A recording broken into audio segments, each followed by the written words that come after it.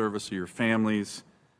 By the way, you don't have to comment on it. I'm going to take exception to Senator Warren's view of unfunded mandates as some kind of wish list. I actually read them. I'm not sure she has, and I believe they're actually needed priorities. But Admiral, you've been talking about integrated deterrence, the economic impacts of the free world coming together on Ukraine with the sanctions, all instruments of national power. I think one of the lessons from Ukraine and the brutal invasion by the dictator Vladimir Putin is that comprehensive economic and financial sanctions have the best chance of deterring conflict when they are clearly articulated and ready to go before the conflict begins.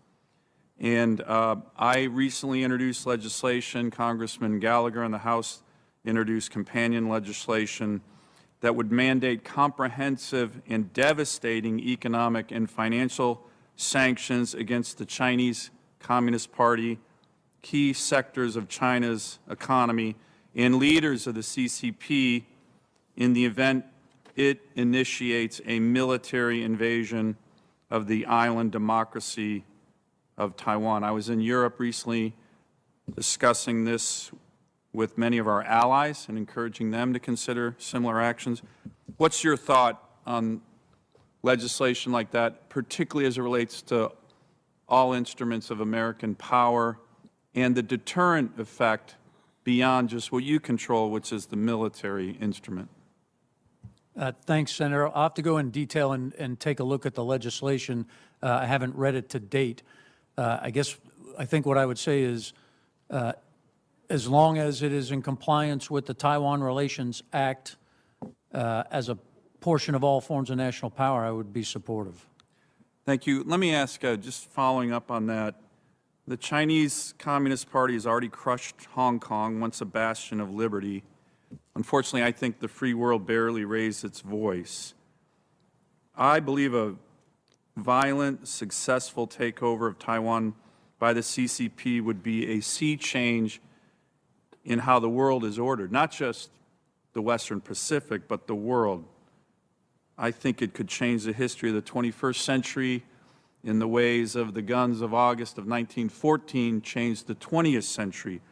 What is your analysis of that, especially as it relates to the trust our treaty ally partners have in the region? Senator, I think most of the nations in the region have the same view. The change in the international world order is at risk. There's economic impacts as 2/3 of the global flow of trade flows through that region in the maritime domain. There's expansive second, third order effects that would be concerning. You know, you mentioned Philippines, Guam, Australia. Can you talk a little bit about Alaska in terms of the fight, in terms of if you need to be ready, our proximity, which as you know is quite close to Korea, Japan, Taiwan, our military forces, which you have operational control over 100 fifth-gen fighters, all kinds of other things. And related to that, are we becoming too militarily concentrated with our military assets on Guam? I don't think we're becoming too consolidated or too focused on Guam. It's a strategic location. Certainly, as Alaska is a strategic location, and Senator, all of those forces that are positioned there would certainly be needed and expected to join any response options. Let me ask my final question for both the General and Admiral. I believe the Ukrainian invasion has made it clear that we're in a new era of authoritarian aggression led by two dictators, Putin and Xi Jinping. They're driven by historical grievances. They're often increasingly isolated, which makes them dangerous. They're very paranoid about their democratic neighbors because they can't bring democracy and freedom to their own people. And as you both know, the CCP often looks at, as a matter of fact, both of them look at historical grievances as a way to justify current and future claims of aggression. That's happening in Ukraine right now. But as you've already mentioned, the 9-dash line, South China Sea, Taiwan.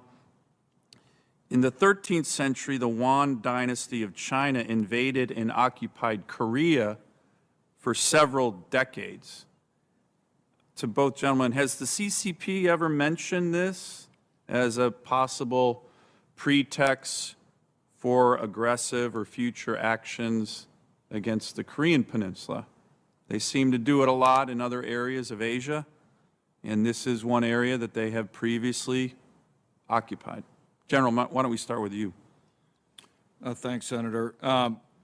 Again, I think history is instructive, not a blueprint, but I think the answer really lies in the head of Xi Jinping.